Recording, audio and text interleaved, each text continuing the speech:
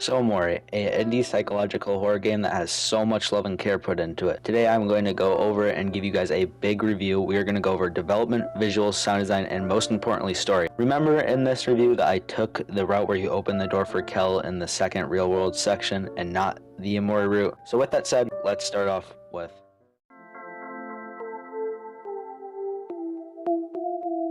the game was developed in around 6.5 years by Omori and a couple other people. It was originally going to be a comic book instead of a game, which you can sort of tell throughout the game, but in 2014 they released a Kickstarter to fund the game, which got a whole bunch of money. They planned to release it in 2015, but if you know how long that would take, definitely not going to hit that, which it didn't, because it would release a full 6 years later. They worked with some of their friends over at Space Boyfriend and Slime Girls, and they both have bosses in the games, which I find pretty cool. But the game would finally release in Christmas 2020, and it would later release on console in 2021.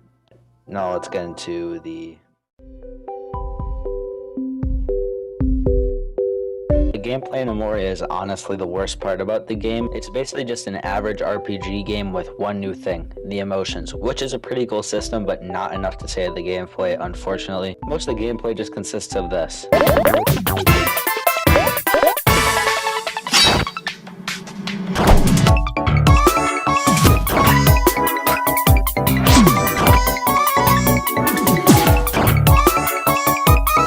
Yes, the emotions and the energy system add to it, but again, it's not enough to save the gameplay. And I wouldn't be so harsh on it if the game didn't put such an emphasis on it. For some reason, they make you fight these extremely difficult boss fights, taking me hours upon hours to beat. If they made it extremely easy, then I wouldn't mind at all. The story is by far the best part of this game. Why not let us experience it, and why make us go through incredibly difficult boss fights when the gameplay sucks? Some of the enemies also just, you randomly fight them and they're super powerful, but that's one of the only bad parts about this game. This game is extremely good. So now let's get on to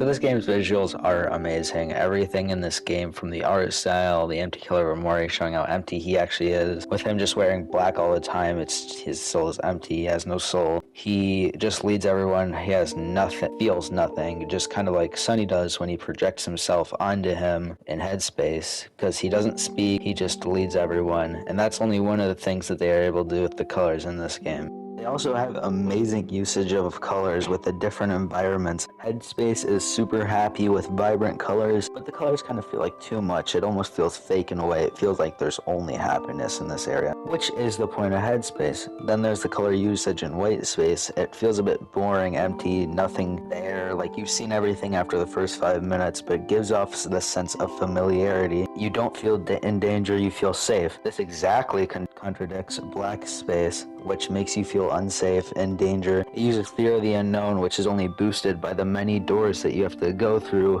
and all of the different worlds that are all pretty weird. With my prediction, they're all scrap parts of Headspace, but you continue going through these mysterious doors until you reach the next area, and I don't know what exactly to call the next space, but it's red with hints of black in it, and it exerts a sense of danger that makes you worried. The real world is really basic with its colors, which is to be expected since it's supposed to replicate real life. But there is some truly great visual storytelling towards the ending, especially when Omori is running down the long, dark, rainy road that gives a sense of reflection. And there is Sunny and Mari's duet towards the end of the game, which is probably the best scene in the game, and the entire scene has no dialogue, just the visual and music. There's also some truly great shots. Almost every cutscene in this game, though, where has amazing shots. Again, that scene I said was the best one earlier, has a lot of really good shots. Also, every shot in the White Space cutscenes are just amazing. It uses visuals to its advantage, and it also has some creative ways it tells the story with the visuals, with the photographs, looking through like the photo album and stuff like that. It's a really cool way to show what the past was, and there's a scene towards the end I won't spoil right now, but it uses photographs to its advantage, definitely. And that's all I really have to say about the visuals right now. They're really good, but now let's get into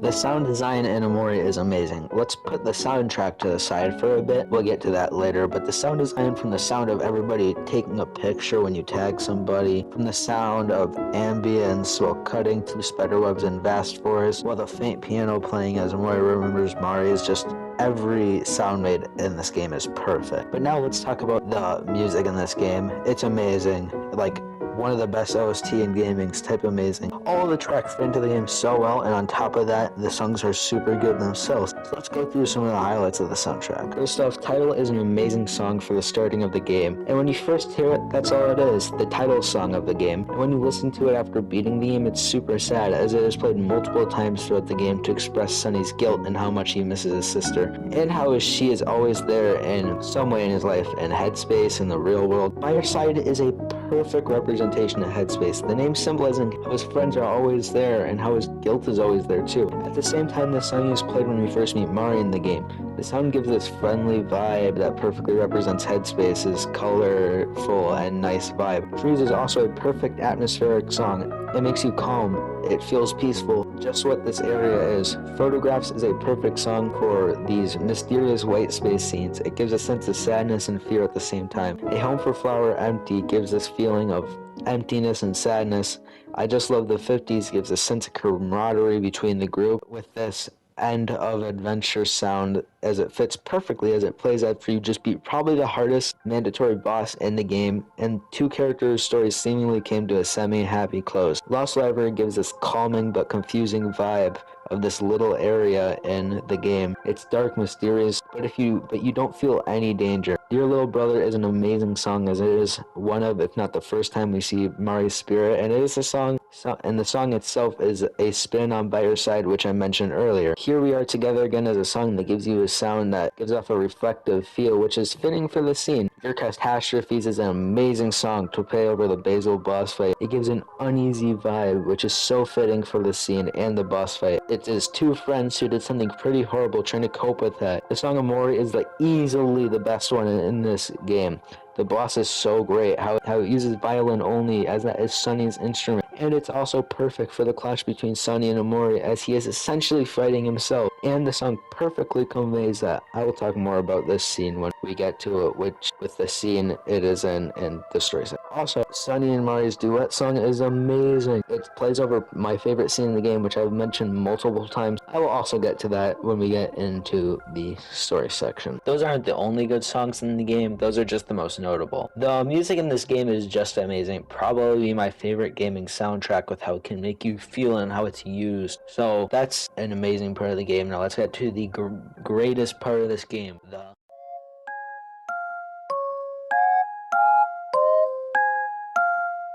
So this is going to be a very long section. I'm going to go through the story and add my little kind of commentary over it. So let's get into this. In this game, you play as a boy named Omori and his friends while they get into all these wacky shenanigans in this other world called Headspace. Everything is happy, funny, fun times, until strangely his friend Basil begins acting a bit weird, and he mutters the words Mari, who is Omori's sister, before the game flashes to a broken violin at the bottom of the stairs. And Omori is back at the area where the game says he has lived for as long as he has remembered, until the game flashes to a boy named Sunny. This is where you'll probably be able to piece together that the entire Headspace world was created in Sunny's head as a form of escaping in his life. Some things to note that happened here are, while Sunny walks down the stairs, he gets really scared, and a lot of hands begin appearing. One that comes behind him, and it seems to want to push him. When it does, we get the first of many fights with this thing called something. Sunny learns to calm down and the thing disappears. Sunny seems to have a fear of stairs, which you will learn why later on, but that's the only really notable thing that happens in this section. So Sunny returns to Headspace once again. In Headspace, Basil is gone, and Omori and his friends look for him until Sunny wakes up again. His friend Kel is knocking at the door, and he asks you to come outside and hang out. I know there's a different route to the game where if you don't open the door, but I opened the door. As from what I heard, you do a lot more Headspace if you open the door, and I'm not the biggest fan of Headspace. As you probably noticed, I haven't really talked about it that much, and it's just a whole bunch of gameplay, not much story, so I don't really like it. Anyway, I open the door for Kel, and Sunny and Kel, you learn that Sunny has not been outside for 4 years, just escaping reality and headspace. You meet up with Basil at the park, and Aubrey shows up with some of her friends that are barely in headspace, like you kind of find them at the park, and you learn that Aubrey is not like how she was in headspace in real life, because in real life she sucked, but it seems like it wasn't always like that, with some comments from Kel about how they used to be friends, which is probably why she is nice in headspace, and because Sunny hasn't been out for 4 years, he didn't know that she's like this now. Anyway, Aubrey steals Basil's photo album, so Kel and Sunny tell him that they'll get it back. After some running around, they learn Aubrey is at church. Kel and Sunny go there, and after we learn one of the reasons Sunny has put himself into headspace when Aubrey accuses them of not being there when Mari died. Now we know why the friend group is all messed up and why Sunny has attempted to escape.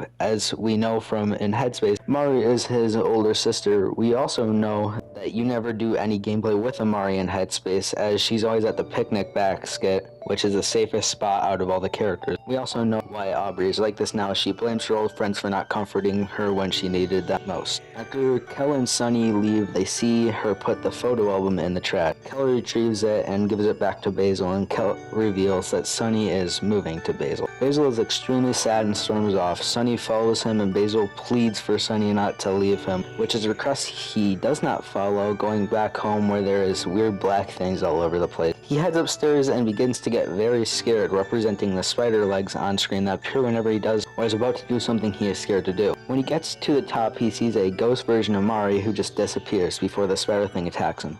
Sunny learns to focus and the spider disappears. Sunny goes to bed and enters headspace again. Nothing of note happens until after you beat the sweetheart boss fight and a giant hole opens up on stage. If you don't jump down it, Omori and his friends will start falling, and everybody except for Omori end up freezing midair. When he reaches the bottom, there's a dark library that has certain books that are about Sunny's memory. We learn a lot of things about him from his memories. Most of them, Omori looks through a hole in the wall and sees Basil, who has been missing from Headspace. Basil looks back, and his eye is red with something reflects off of it. The screen shows a key taped to something with the words "Don't forget" in the toy box. This also comes up later. The game cuts to Sunny and Kel is knocking on his door. When he opens it, Kel reminds him that his brother Hiro is coming home for summer. He needs to run some errands for him. After her words, we learn that Basil is missing, so Kel and Omori go to find him. They look around for a bit before finding him at their old hangout spot. Kel mentions the past when Aubrey breaks down into tears and her friends leave. She then pushes Basil into water, where Sunny jumps in to save him, only for him not to know how to swim. Sunny imagines Mari saving him, but it was actually Hiro. This moment shows that he still remembers the past, even though he doesn't want to remember it. But Hiro, Sunny, and Kel go to Sunny's house to say goodbye since he's moving soon. They'll decide to have one last sleepover at Sunny's house. Hiro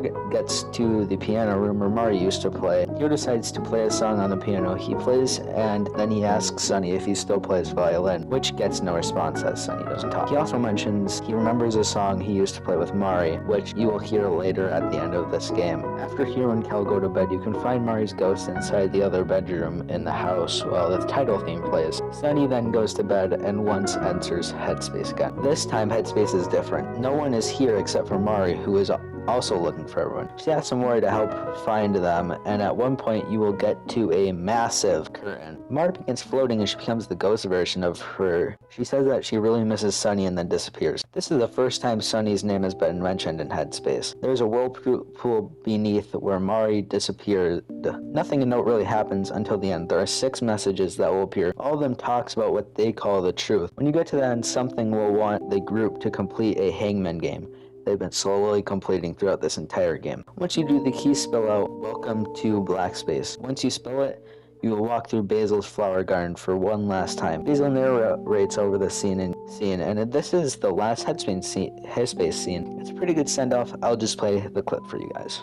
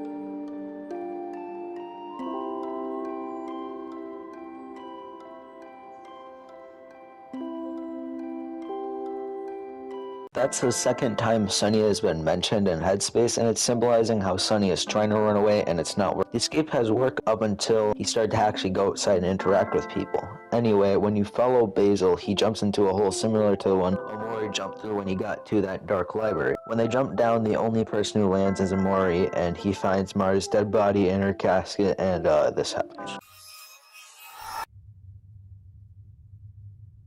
Omori finds a black door in stark contrast to the white door that he used to enter Headspace. When he goes through the door, he is in black space. There are doors everywhere. The music is very loud and abrupt and eerie. All the doors have different things in them. When Omori enters the first door, the stranger will taunt him about creating the world, as this is Omori, but Sunny's essentially controlling Omori, so the strangers will taunt Sunny a few more times before you begin to find Basil in the rooms, and you kill him over and over and over. At one point, there is a red door and it leads to a church. Omori enters, and in the front there is an entrance to some red area. Basil asks Omori to forgive him, and this place opens up. There is a massive red space. When Omori progresses, he finds Basil, who begs Omori to tell the hands to stop. He doesn't, and they crush him, killing him. When Omori goes up, he finds a throne made out of these stone hands. He sits on the throne, and we cut back to Sunny, who wakes up in the middle of the night. He gets up and sees Kel is the only one sleeping and Hiro had left.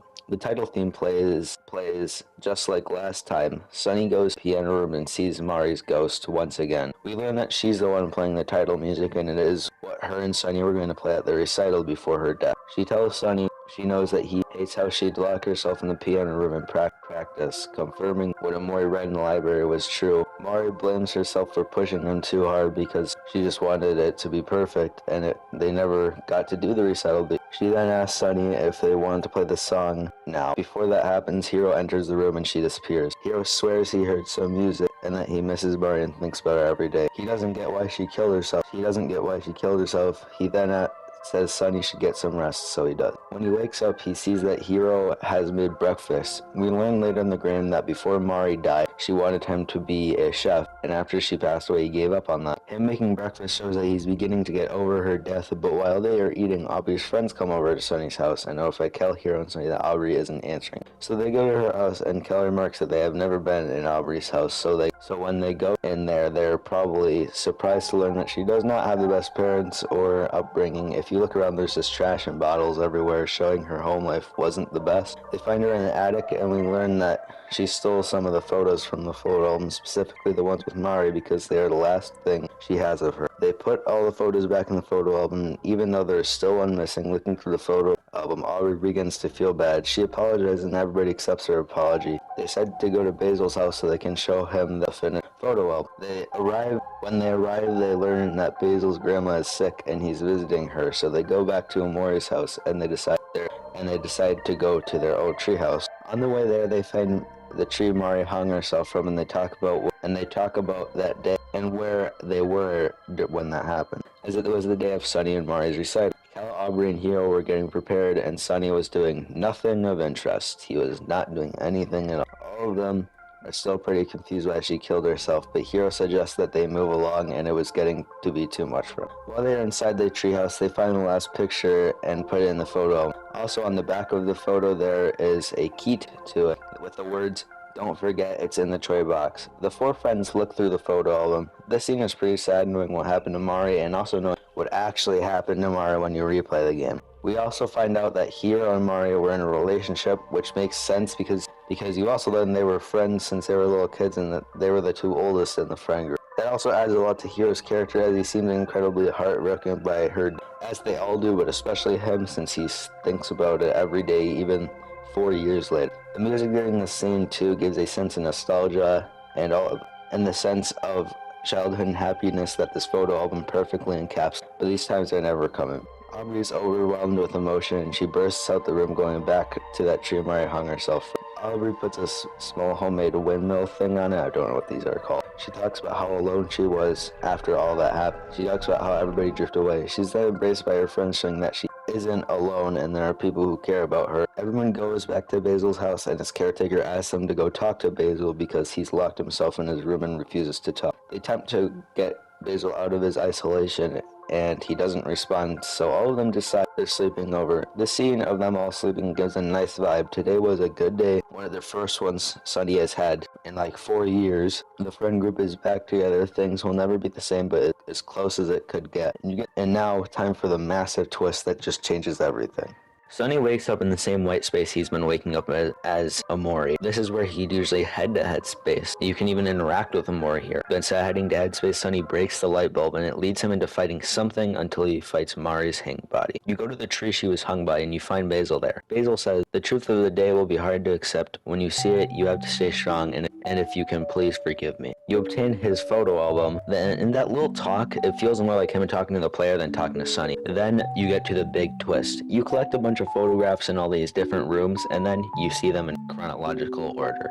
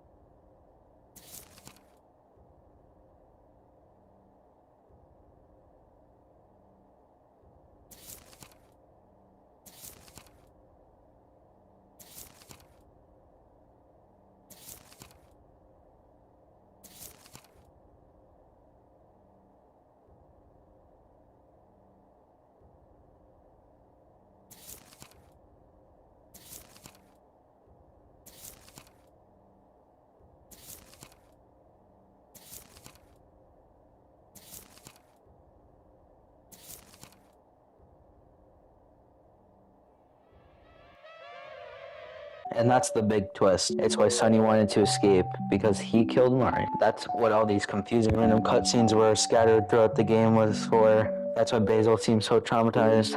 That's what that thing following Sunny throughout the game was.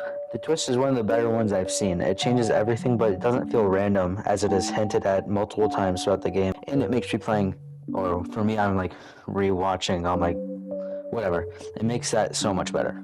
Sunny wakes up and enters Basil's room. Basil starts coping with what happened that day, saying something was behind him that pushed him, and that he would never do something like that. He's not accepting that he made a mistake, and that mistake happened to cost Mari her life. Sunny attempts to leave, and Basil begins getting infuriated. Shadowy vines clash around him, and something behind Sunny forces him to fight Basil. His heart rate gets higher and higher with every attack. He's extremely stressed out. Him and Basil continue attacking each other until Basil slashes Sunny's eye, knocking him out. He sees himself in the middle of the road, and he goes outside of his house and sees Basil. Basil apologizes to Sunny. He expresses his insecurities of being a burden to him, and how he only feels guilt and pain. He tells Sunny to keep the photo album and to protect it and all the memories inside of it. He says a few more things before leaving and coming back to give him one last hug and asks him to make some new memory. When Sunny enters his room, he hears the song that him and Mari were going to play at the recital the day everything went wrong. He enters the piano room and he sees Mari yet again. Mari tells Sunny that he made a mistake and that she forgives him, that he needs to forgive himself. She also reminds him about the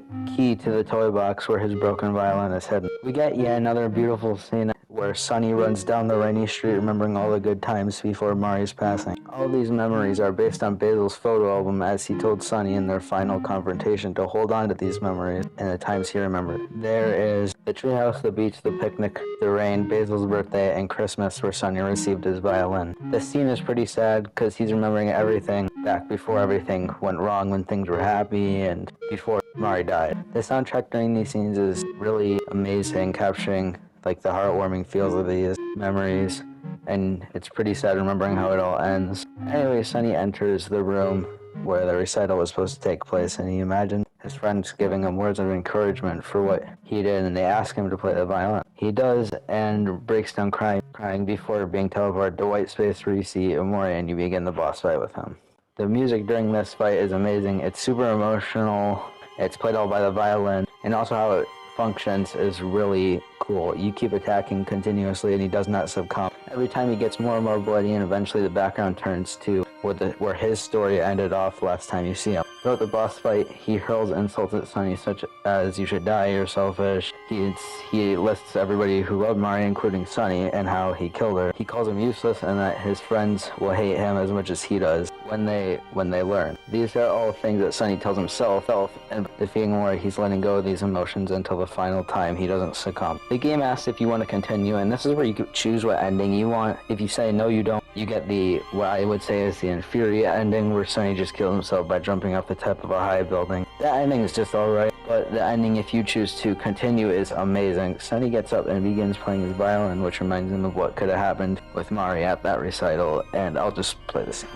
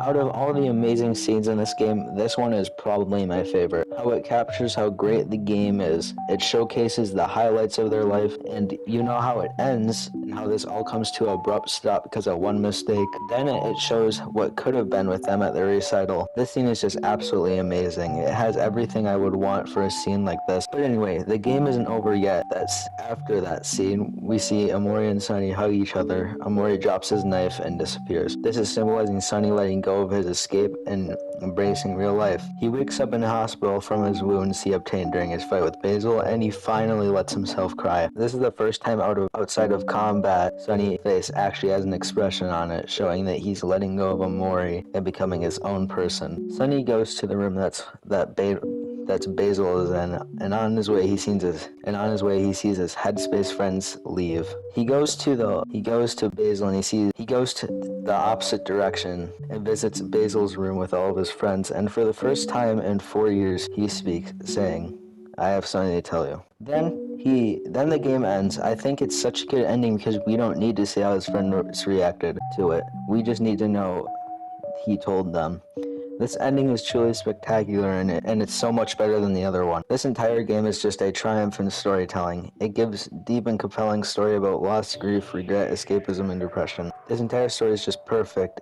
It's up there with with video game stories like Last of Us and the Red Dead games. That's how good the story is. It also is so unique. No story is quite like this one. It takes a lot of risks and breaks a lot of rules. It's just so amazing. Also, the characters are so good. It somehow makes you care for a silent protagonist. You feel really bad, and it's sad to see how they turned out. It's sad to see how they turned out after the loss of somebody close to them. Hiro is a really nice guy who had to suffer so much. Aubrey annoyed me most of the game, and then towards the end of the game, especially with that scene with the tree, her character is way better. Kel is really kind of funny, but you can tell there's a sadness to him. And then there's Sunny, who you feel really bad for as he lost his sister and he's grieving and all that. Then it drops one of the best plot twists in gaming on you, and it makes you feel so conflicted because it's messed up he did it, but at the same time it was a genuine accident. It's just one of the best stories in gaming in my opinion. It's so unique. And now that that lengthy section is over, let's get into my